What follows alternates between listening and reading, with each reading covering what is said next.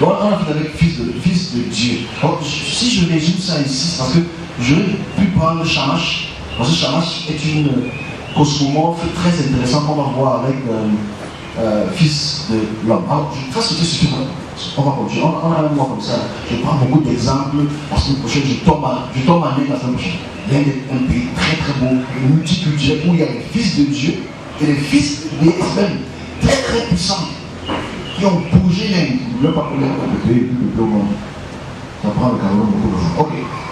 On va fils de l'homme.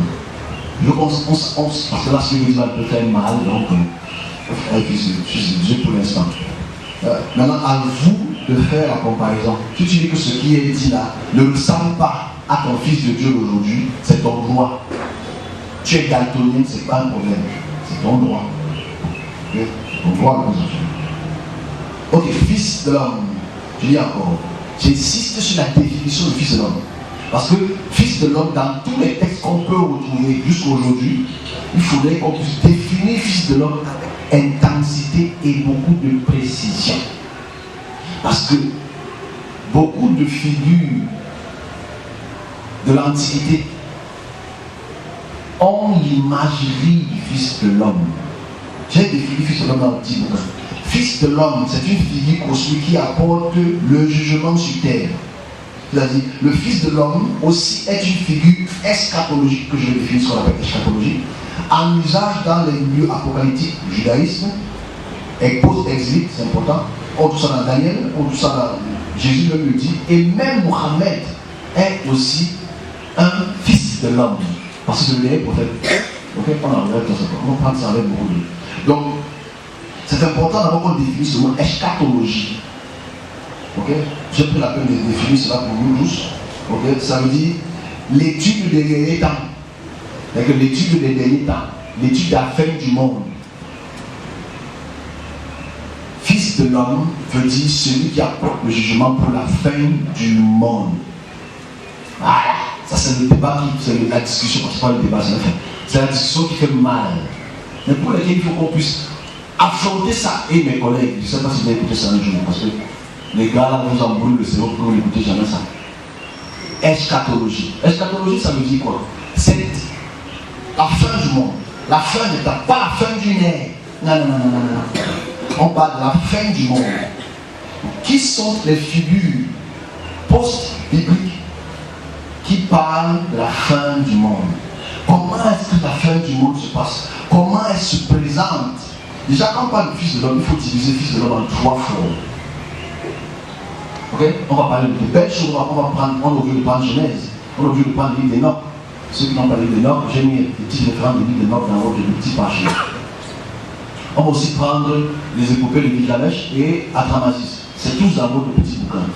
Je ne sais pas que là, c'est trop d'informations. On n'est même pas 10% d'informations. Il faut, comme je sais que vous avez trop lu là, non? Non, je ne fais pas trop d'informations sur le centre. Ça se passe dans la page numéro 1.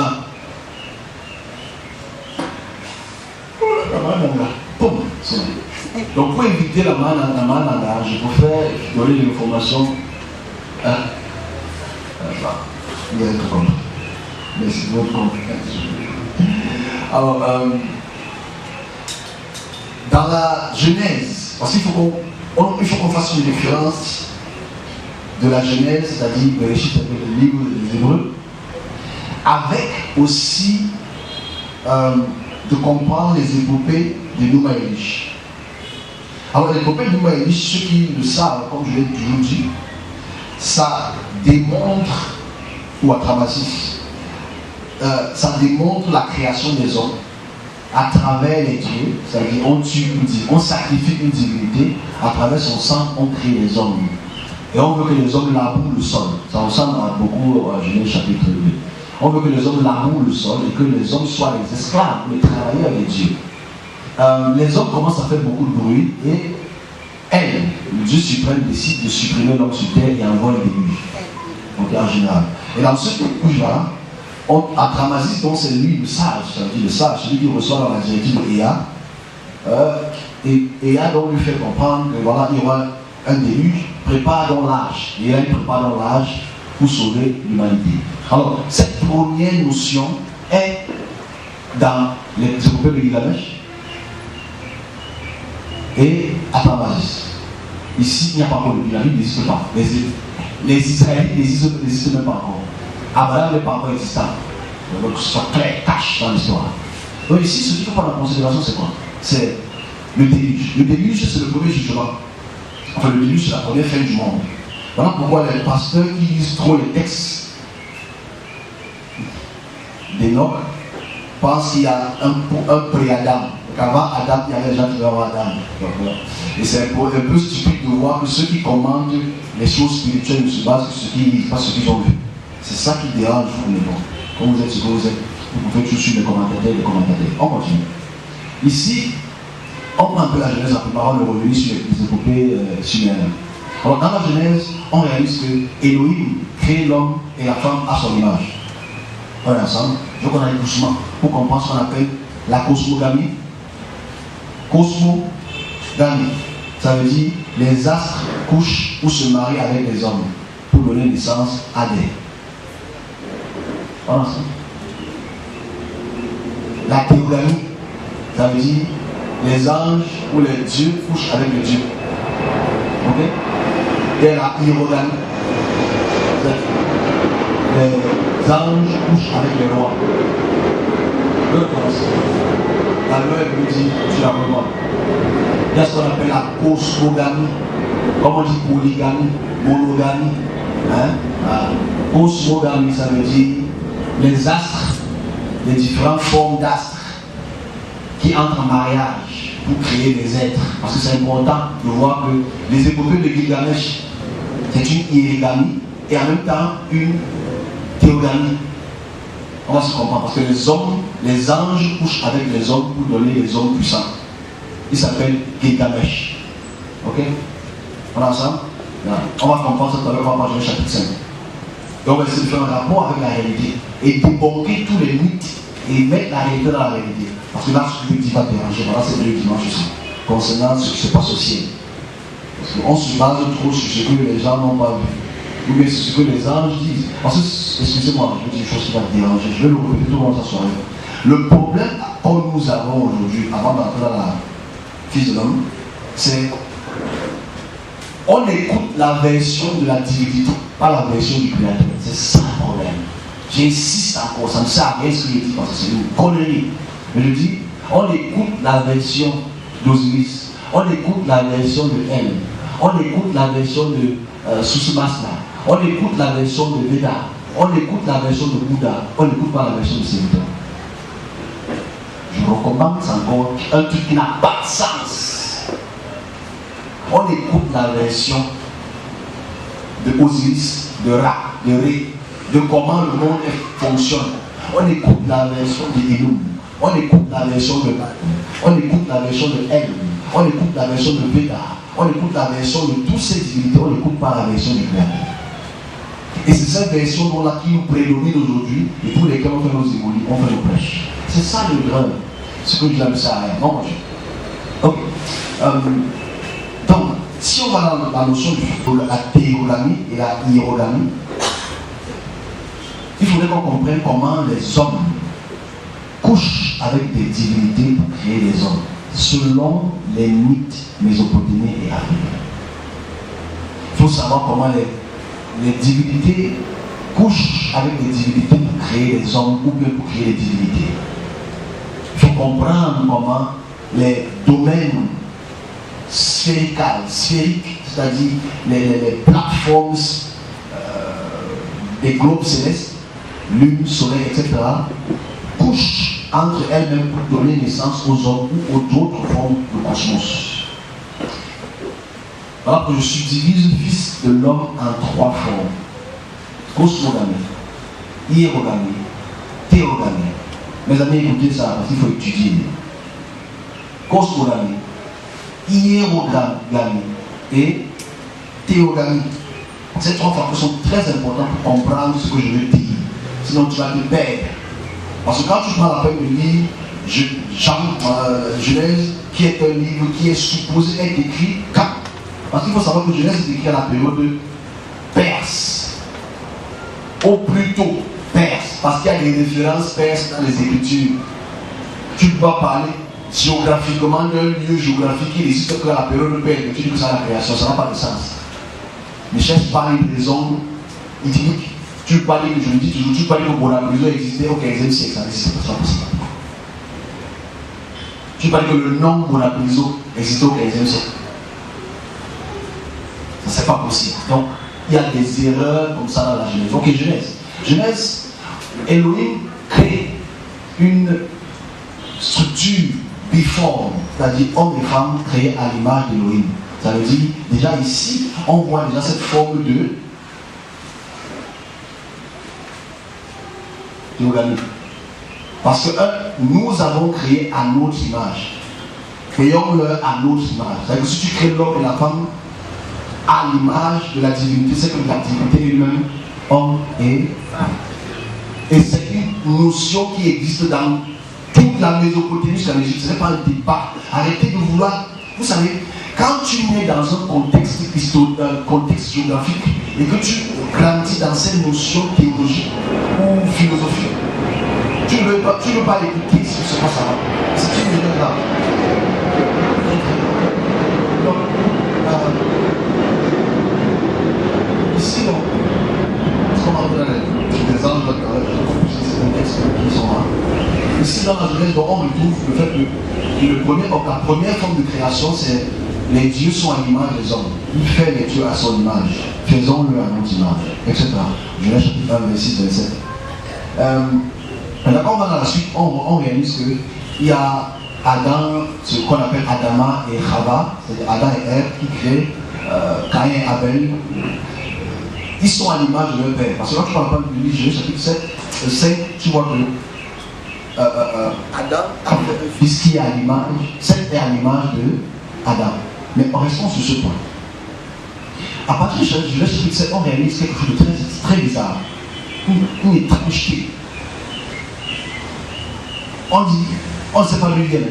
On dit, les fils de Dieu ont commencé à coucher avec les hommes. D'où viennent ces fils de Dieu? Aucune explication. Si tu lis les épopées d'Adramasis et les Galiléens, tu vas comprendre les fils de l'homme. Parce qu'on a expliqué d'où ils viennent. Mais la Bible n'explique pas cela. La Bible nous surprend au chapitre 5, 6, 7, 8, 9, qu'il y avait des fils de l'homme qui ont couché avec les femmes, qui ont ce qu'on appelle les géants, les hommes puissants sur terre, Nimrod, etc., etc., etc., etc. Et ils ont fait tellement de mal que dans l'intelligence de Elohim, il a détruit la terre et il a gardé seulement Noir ou Noé. Je vais parler des significations parce que ce n'est pas le but ici. Il y a le déluge. Même après le déluge, il y a toujours le fils de Dieu. Il y a toujours les géants sur terre. Okay? Parce qu'apparemment, David a bagarré un géant. Okay? Et même quand le peuple israélite voulait entrer à Canaan, il y avait les géants. Donc je ne sais pas si le déluge a tout détruit. Mais bon, on prend comme ça. C'est les erreurs de l'écriture parce que les gens qui ne sont pas très intelligents, enfin, c'est nous qui sommes bêtes. Donc ici, les fils de l'homme qui ont couché avec des hommes ont créé des géants sur terre. Mais la vraie question, est-ce qu'il y a des géants sur terre? C'est le vrai problème. Est-ce qu'il y a des hommes géants sur terre? Ou bien les gens qui font ce qu'on appelle la propagande ne comprennent pas ce qu'on appelle la hiérogamie. Que je vais expliquer. Hiérogamie. La hiérogamie ici existe en Afrique. C'est l'appel, mais il faut qu'on parle de l'Afrique un peu pour expliquer ce qu'on appelle la hiérogamie. Parce que l'Afrique peut nous permettre de mieux comprendre les erreurs que les autres ont fait. On est ensemble?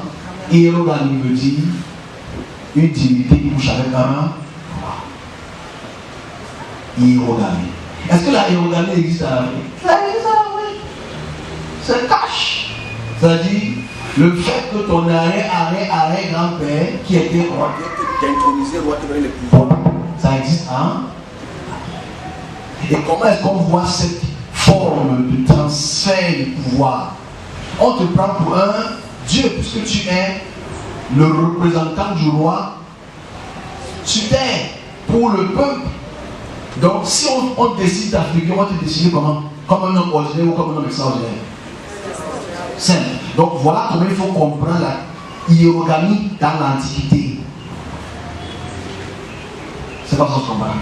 Parce que je j'entre encore dans ces petits détails. Parce que l'Africain peut le comprendre facilement, c'est les chrétiens qui vont rien comprendre. Dans tous les villages de l'Ouest, j'ai vu quelques documentaires sur les gens qui cultivent les crânes. C'est un faux documentaire, right? C'est-à-dire, on va chez les hindous, à Gourma, on va chez nos frères catholiques,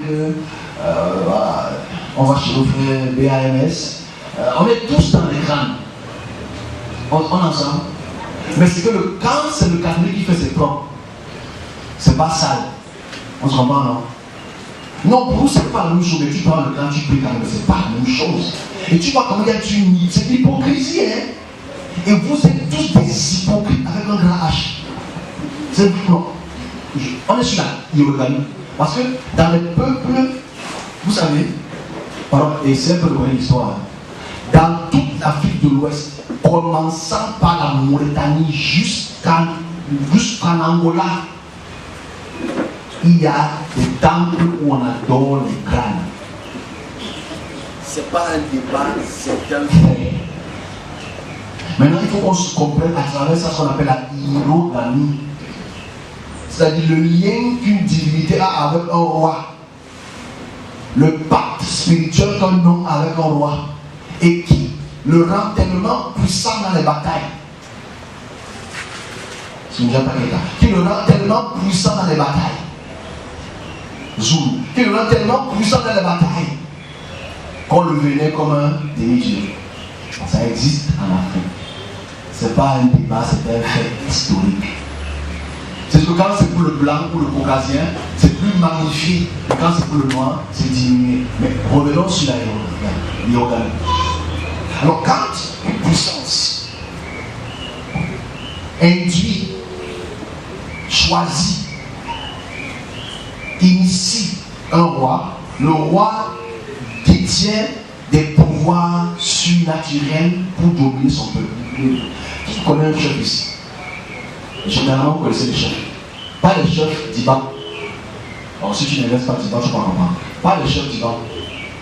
Alors, si tu. Là, c'est un d'Iban, c'est quoi? Laisse, tu ne peux pas comprendre. Si tu investes, moi, tu vas comprendre ce qu'on appelle d'Iban. Les chefs d'Iban. Donc, bref. Les chefs qui ne sont pas d'Iban, quand on t'intronise au roi, pourquoi est-ce qu'on t'amène dans la forêt secrète? Pourquoi est-ce qu'on t'amène dans l'eau secrète? Pourquoi est-ce qu'on part te couvrir de tous les pouvoirs que tu devrais recevoir pour gérer le peuple? On appelle ça quoi? Parce que le soir, si c'est une femme qui était dotée de pouvoir, ou l'homme qui était doté de pouvoir, il y a ce qu'on appelle cet accouplement céleste. Cet accouplement céleste existe. Et c'est ça qu'on appelle donc la hiérogamie. Tu reçois ce pouvoir pour gérer ton peuple. On ensemble, pour apporter la justice à ton peuple. Donc tu deviens le justicier de ton peuple. Hiérogamie. Alors reparlons sur le Fils de l'homme, parce que c'est le but qui est important. Donc si tu peux faire comprendre que dans la jeunesse, quand on voit les hommes, les esprits couchés avec les hommes, ce n'est pas pour donner naissance aux enfants physiques des géants. Non, c'est non plus. Ça c'est pas. Ça n'existe pas. Est-ce que les esprits peuvent enceinter les femmes? Oui, elles le font. Ils peuvent cacher. Ils peuvent les sourire, les regarder dans ton ventre. Ça existe. Okay? Est-ce que les esprits peuvent prendre le corps des enfants avant leur naissance pour qu'à leur naissance, ils soient les représentants du roi? Oui, ça existe. Parce qu'il faut mettre les points sur les W.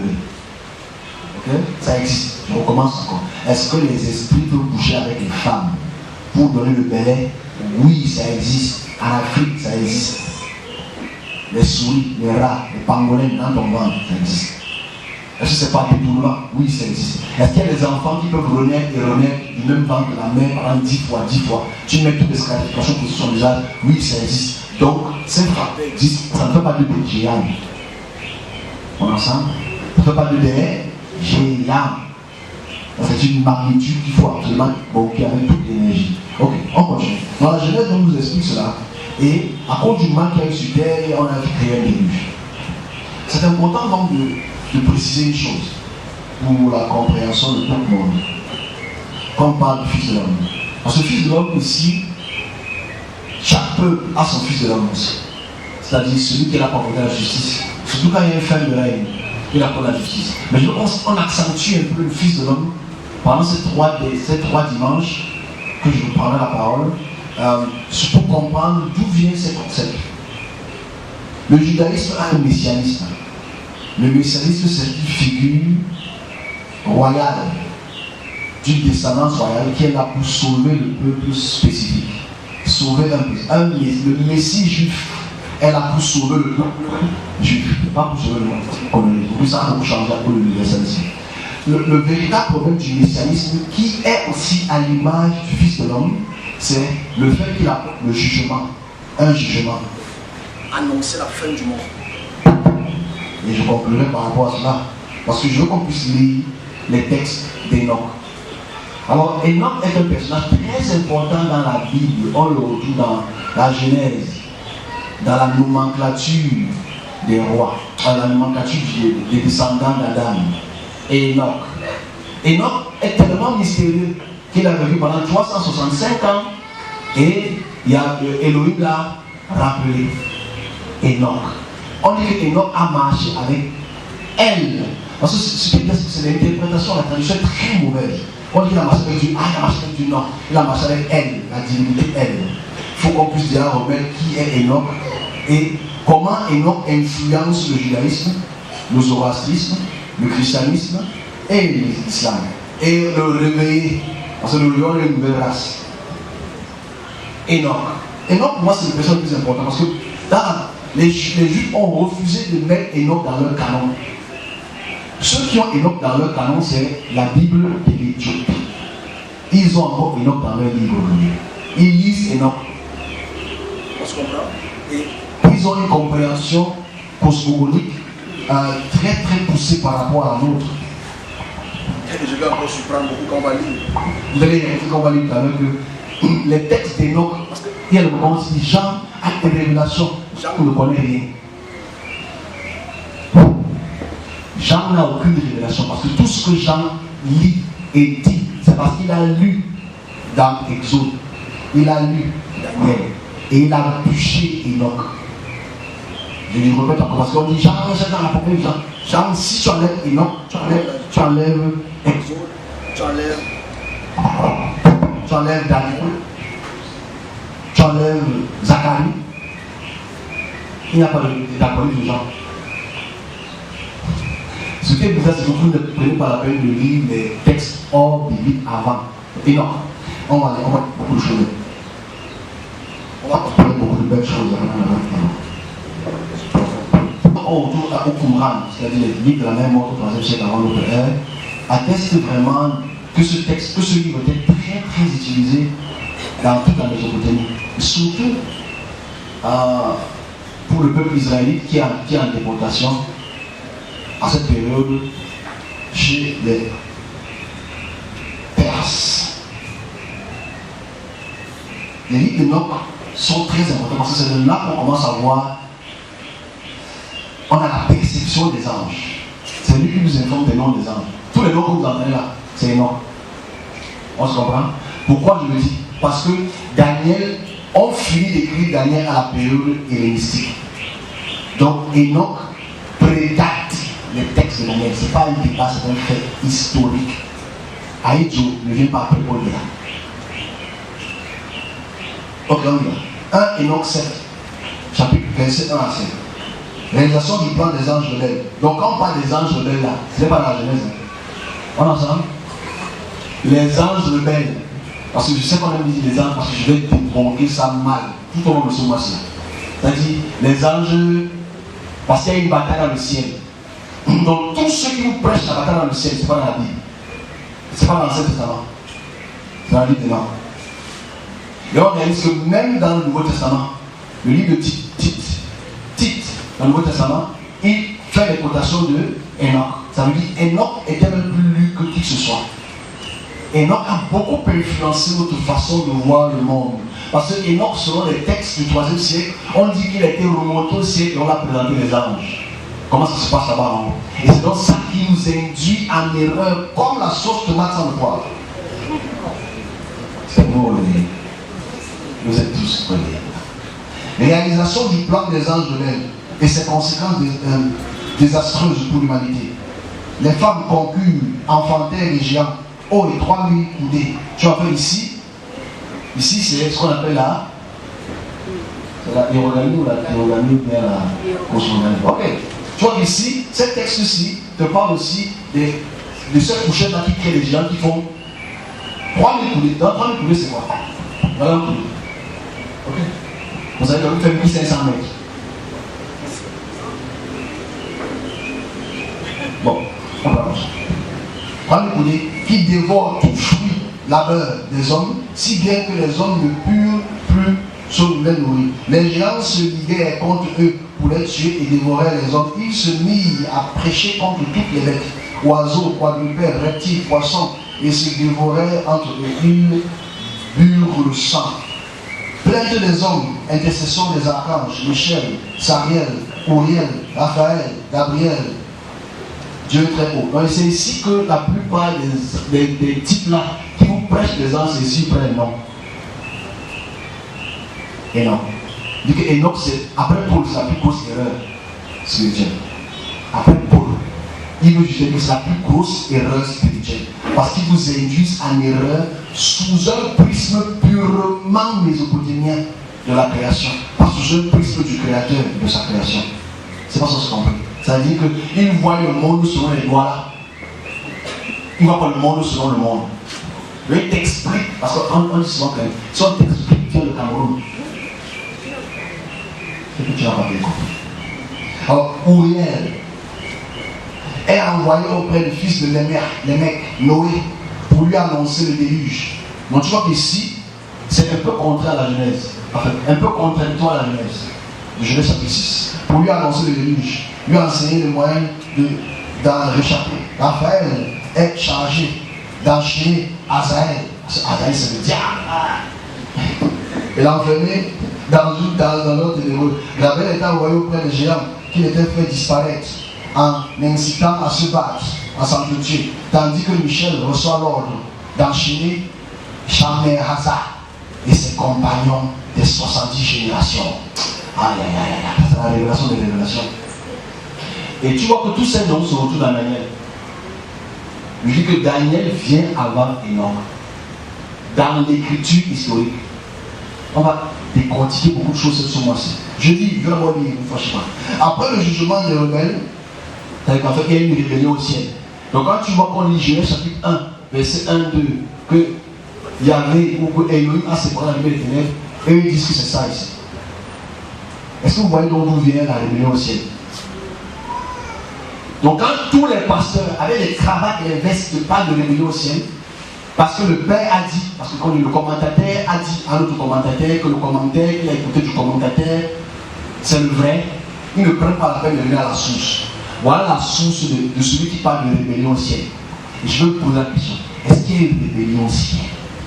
99,9% des serviteurs du monde te disent oui. Tu as vu la rébellion? Non.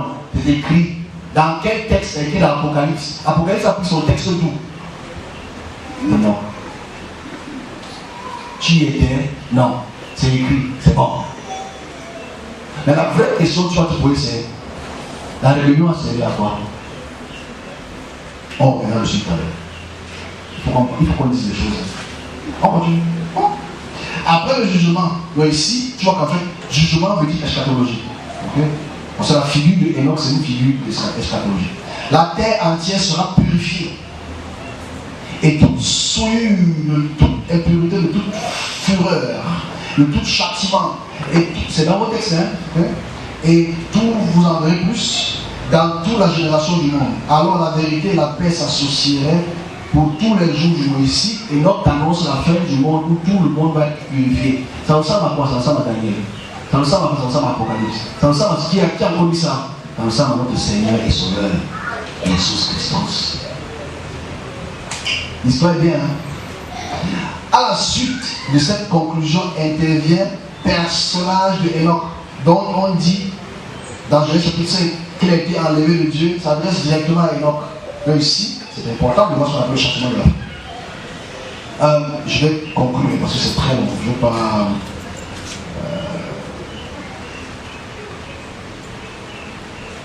On ne peut pas être très long. Donc ici, ce qu'il faut prendre en considération, c'est le prochain. Les Néphilim étaient sur terre en ces jours-là et encore après cela, lorsque le Fils de Dieu vint, les filles et des humains, et qu'elles enfantèrent pour eux, sont là les héros des autres fois. Donc tu vois qu'en fait, si on fait un parallèle entre les textes d'Enoch et les textes de la Genèse, elles sont plus ou moins identiques dans la source et le fonctionnement. Alors, parlons du Fils de l'homme à ce sujet-là. Parce que je prendrai un verset de notre Seigneur Sauveur Jésus, enfin votre Seigneur Sauveur Jésus, ce qu'il a dit. Il dit une chose, pour conclure. Je regardais la même vision dans la nuit, et voici que sur les nuées vint comme un Fils de l'homme, s'avançant jusqu'au dehors, et on le fit approcher devant lui, et lui donnait la domination, la gloire, le règne de tous les peuples, nations et langues, le servir. Sa domination est une domination éternelle, qui ne passera jamais point, son règne ne sera jamais détruit. C'est plus ou moins ce que Enoch a prévu. On lit les textes d'Enoch, c'est-à-dire alors la vérité et la paix s'associeront pour tous les jours du monde. Ici, le châtiment, après le châtiment, la domination est reçue par ce Fils de l'homme-là. Bon, aujourd'hui, le Fils de l'homme, celui qui a gagné le jackpot, c'est le christianisme. En quelques secondes. Partie numéro 1. Est-ce qu'il y a une bataille au ciel? Est-ce que Uriel, Gabriel, Michel, Raphaël, Azaël, tous les noms qui finissent avec eux, c'est vraiment important de voir le regard. Est-ce qu'on a ça? Le regard de celui qui te donne son histoire appelle les anges elle. Pourquoi? Parce que ce sont les fils d'eux. C'est vraiment important de regarder quel est le regard du point, du paradigme de celui qui t'explique ce qui se passe au ciel. Et c'est là d'où vient donc l'erreur gravissime. C'est que celui qui t'explique le schéma de comment tu vas être libre, c'est le colonisateur. Je recommence encore. Je sais pas comprendre, tu vas comprendre pourquoi tu vas au français aujourd'hui. Celui qui t'explique comment tu vas quitter le français, c'est pas. Tu fais comprendre que tu es libre. Là, tu es là, libre. On fait ce que tu veux faire. Ok? On te donne sur un président pour qu'il puisse te gérer, c'est pas grave. Ok? Tu es libre. C'est qu'on regarde le monde sous le regard mésopotamien. La vraie question c'est, et je vais regarder cette question prochaine parce que je parlerai des questions, je dis, est-ce qu'il y a une bataille dans le ciel? Parce que c'est Enoch qui nous informe qu'il y a une bataille dans le ciel. Avant que monsieur Jean, entre guillemets, le dise, Enoch l'a dit. Ok. Il faut qu'on cartographie la création. Pour mes amis qui ne m'ont jamais écouté parce qu'ils connaissent tout. Parce que Enoch, c'est le seul qui a vu les anges. On est ensemble? On est ensemble, non? C'est ce qu'il nous dit. Que Enoch, c'est le seul humain qui a vu Gabriel, qui a vu Uriel, qui a vu Azaël, qui a vu Tidéel, qui a vu Tournéel, qui a vu Tournesol. C'est lui seul. Donc aujourd'hui, on ne peut que suivre son chemin. Donc la question centrale c'est que je veux lire Michel, Sahel ou Uriel, c'est la même chose, Raphaël, Cap, Gabriel, 5. Il n'y a que 5 anges. In the heavens, je mets à défi un serviteur qui connaît d'autres noms. Oh non, tu te prends pour qui? Tu ne te prends pour personne. Je te dis Justin, qui te dit la vérité. Il n'y a jamais eu de bataille au ciel. Il n'y a jamais eu de bataille au ciel. Je répète encore.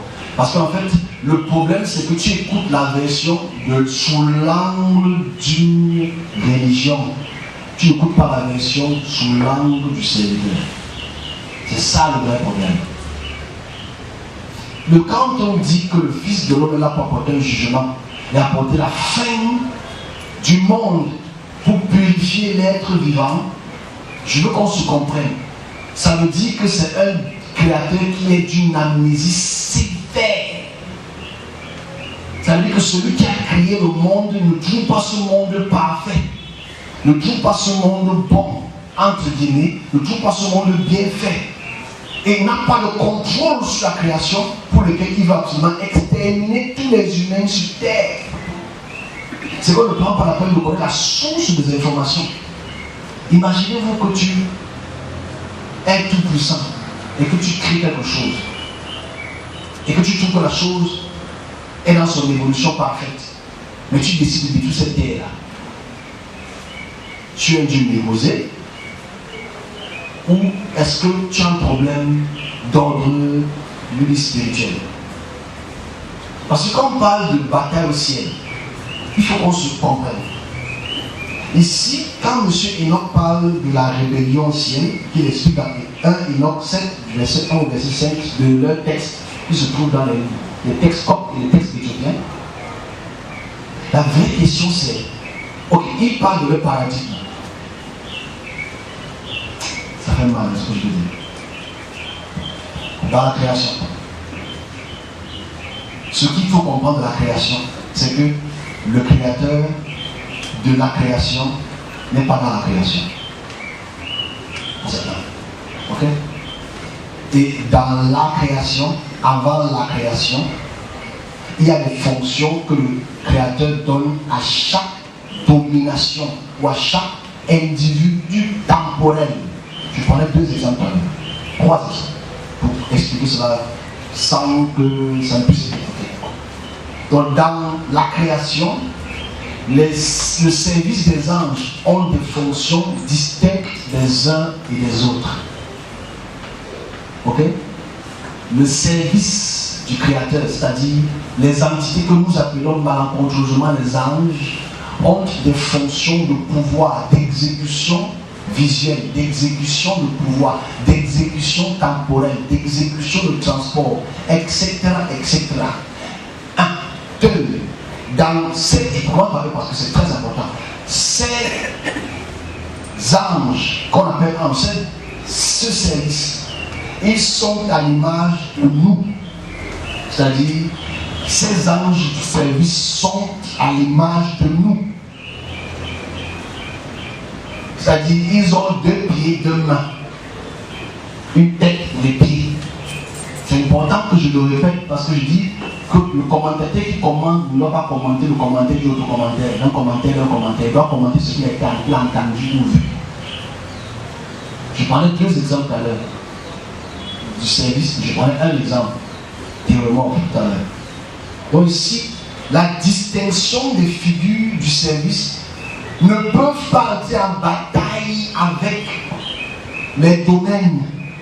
Pourquoi? Parce qu'ils ne sont pas dans la même dimension. Pour être français, parce qu'ils ne sont pas dans le même territoire spirituel. Ils n'ont jamais été dans le même territoire spirituel. C'est-à-dire, aucun, celui que vous appelez Satan, malheureusement, n'a jamais été le bras droit, le bras gauche du Créateur. Parce qu'ils n'ont jamais vu le Créateur. Les domaines n'ont jamais vu le Créateur. C'est certains anges qui ont été transportés dans la dimension de la création. Je prendrai cet exemple peut-être tout à l'heure. Ça, c'est ma leçon puriste pour ceux qui me connaissent un peu la réalité. Donc, dans chaque domaine angélique, ils ont des fonctions distinctes. On m'a posé une question pour voir ça. On m'a posé une question hier, mais pourquoi tel type d'ange n'intervient pas pour tel type de choses? Je vais expliquer simplement. Alors, je prends l'exemple de l'autre aujourd'hui. Je prends l'exemple, parce qu'on m'a posé une question sur l'éclipse. Je vais passer par là. Alors, en 2020, l'un des plus récents, quand je rencontre pour moi, Justin, l'ange du temps, l'ange qui est en charge des transformations millénaristes. C'est-à-dire, c'est un problème ce que je veux dire, c'est une solution aussi.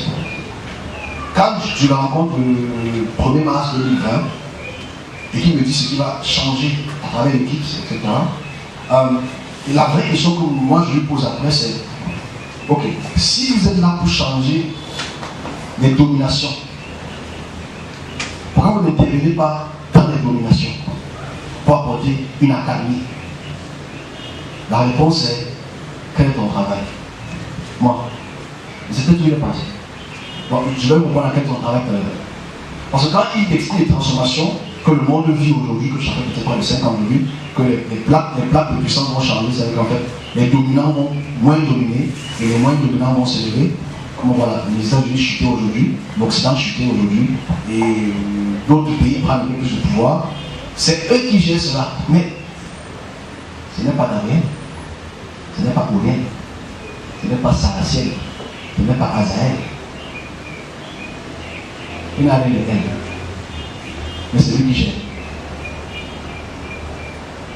Il s'appelle comment? Dieu avait son laissé beaucoup de fois. Ok? Il n'a pas de haine dans son nom. Ok? Et en fait, la réalité est que tu réalises que ceux qui commandent le commentaire ne font que commenter le commentaire de Enoch. Mais c'est moi qui ai tort. Non, il est transformation. Donc, en Dieu ici, ça c'est un exemple. En fait, lui, il est chargé des transformations temporelles. Il te dit que voilà ce qui va arriver pour les 1000 prochaines années.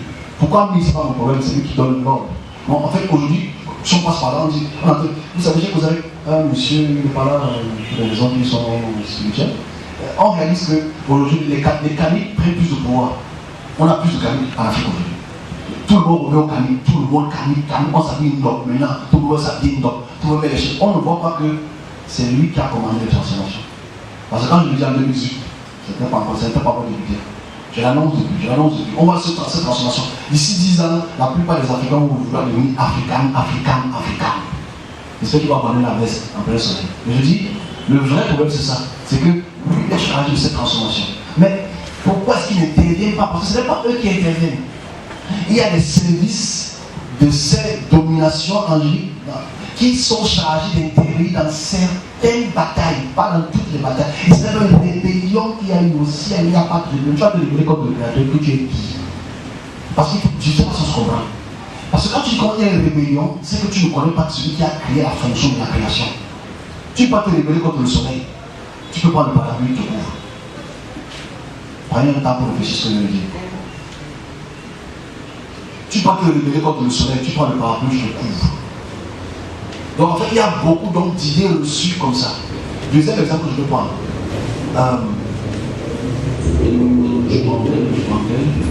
Je prends la figure chinoise. Je prends la figure orientale. Alors, une figure théoromorphe, avant qu'on le continue. Une figure théoromorphe. Avant qu'on le continue pour aujourd'hui, on va continuer la semaine prochaine. On va prendre beaucoup d'autres exemples.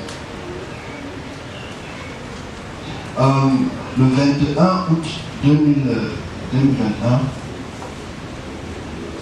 je suis transporté en Chine, sur les montagnes de l'extrême-orient. Donc, sur les montagnes de l'extrême-orient, et j'avais expliqué ça, cette intégration spirituelle il y a beaucoup d'années. Alors, je suis transporté dans l'extrême-orient, je suis dans une très haute montagne. Très haute montagne.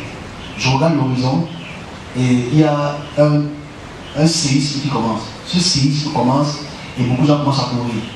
Et moi je commence à courir, mais je regarde derrière moi, je vois une très grande figure sortie du sol. Très grosse figure sortie du sol. Et elle commence à me suivre. Cette figure commence à me suivre.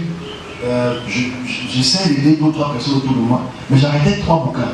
Je ne fais pas plus loin que le bouquin. Je veux savoir ce que les bouquins là sont. C'est le bouquin que j'écris. Non, j'ai 3 bouquins là. Et ce théoromorphe se place devant moi et me questionne. Et elle était toute noire dans la tête. Moi, c'était 2 têtes. 2 immenses têtes. La tête était comme ce qu'on dit là. Une immense tête. Ça pouvait faire 7 ou 8 mètres. La tête seulement. Donc 2 têtes devant moi. Je m'arrête devant cette tête et il me dit tu passes par la frontière. Et tout le monde commence à fuir l'opposé. Tout le monde commence à fuir l'opposé. J'arrêtais 3 bouquins. J'insiste que j'arrêtais 3 bouquins. Ça va me servir dans 10 ans plus. Et quand maintenant je dis moi je passe l'entité du théoromorphe de ma gauche se réveille rouge comme le fer qu'on a chauffé. Boum, il se lève dans les airs, bam, commence à suivre. L'autre reste couché. Pourquoi il reste couché? J'expliquerai ça un jour. Le jour où nous allons commencer à comprendre. Donc quand il commence à me suivre, qui t'envoie et ça c'est mon domaine, c'est mon territoire ici, c'est mon territoire et on ne le connaît pas ainsi. Et explique ce qu'il veut faire pour cette génération-ci. C'est-à-dire le fait qu'ils préparent. Parce que quand il y a la Russie va s'éteindre bientôt. Celui qui va dominer, c'est l'empire de l'extrême-orient. C'est la Chine. Ils marchent petit à petit, mais ils vont totalement dominer d'ici 10 ans. Et Ce qui est bizarre, c'est que moi, ayant ces 3 livres, il ne veut pas que je donne ces 3 livres. Il ne veut pas que j'explique ça. Les 3 livres, c'est quoi? C'est pas ton problème. Mais je dis, la question centrale ici, c'est si ce dragon volant, parce que l'autre c'est pour la destruction, celui c'est pour la campagne de sensibilisation par le côté financier, par le côté investissement, le côté soft power, comme on dit.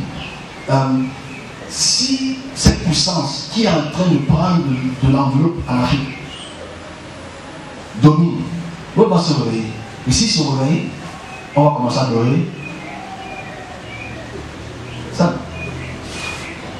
Et on est en train d'aller comme ça tout droit vers cette puissance. Donc je dis que c'est ça le problème. C'est écrit dans Enoch. Ce que dit écrit dans Enoch. Ce que dit écrit dans Jean. Bon, c'est ça le vrai problème. On écoute les commentateurs qui commentent un autre commentaire, un autre commentateur, un autre commentateur. Et on n'écoute pas ceux pour qui on a parce qu'il y en a beaucoup d'autres, pour qui on a envoyé pour exprimer cette chose-là. J'ai pris ces 2 exemples parce qu'en fait, c'est important de ne pas seulement entendre, mais de vivre les mouvements de puissance. Et de voir le vibrato, comment est-ce que ça va influencer la génération dans 10 ans. Parce que la confrontation qui est ici, que je vais répéter pendant ces 3 dimanches ici, c'est que cette puissance qui a l'aspect d'un dragon, très long et très vaste. Souvent, ça va être ce dimanche. Vous suivez, et si ça se confronte à la puissance africaine, cette maman qui s'est réveillée il y a quelques mois, moi j'ai un peu peur des confrontations qui aura entre l'Afrique et la Chine. Il y a des confrontations sanglantes qu'il y aura entre les africanistes et la Chine. Voilà pourquoi je dis, le service de Dieu est là pour annoncer, pour préparer les hommes de faire le meilleur choix possible. Mais à l'instant, si on parle, je pense que la dame a gagné. Je pense que la dame a gagné parce qu'on y va tout droit. Je pense aussi que le dragon a gagné parce qu'on y va tout droit. Et je me pose la question pour vous. Et je m'arrête là pour le Fils de l'homme et les jugements. C'est-à-dire, pourquoi est-ce que cet ange ou cette entité spirituelle qui commande les mouvements et les changements et qui me présente ou qui présente au service pour que le service exprime à la population les mouvements qui arrivent, pourquoi il n'intervient pas? Parce qu'une attitude d'intelligence de vous dire, attends, ça sert à quoi? Puisque finalement les Africains vont prendre le pouvoir et on va retourner au culte africain. Mais ça sert à quoi si la Chine commence à dominer? On va retourner en train de parler à être bouddhiste ou shintoïste. Ça le fait. Est-ce qu'on ensemble? Dans 50 ans, 100 ans, s'il n'y a pas d'intervention, on devient des. Ou on devient des. Mais comme le christianisme est eschatologique, et ils savent que non, ça c'est le signe de la fin du monde. Ils savent que c'est le signe du changement. Malheureusement. Et je m'arrête moi ici pour dire, pour notre première partie du Fils de l'homme, c'est il y a beaucoup d'idées reçues sur Enoch qui prend aussi ses compréhensions des textes sumériens pour lesquels le christianisme prend sa compréhension. Parce que quand tu prends la peine de lire les textes de Jean et les textes de Tite ou Titus, ils prennent leur compréhension des normes. Qui prend sa compréhension du Créateur? C'est pas ça que je comprends. Qui est la source, qui est la voix du Créateur pour les populations, pour certaines distinctions, pour certains effets, pour certains événements problématiques. Et dès qu'un homme commence à te dire, je m'arrête là, dès qu'un ange commence à te dire que la fin du monde c'est bientôt,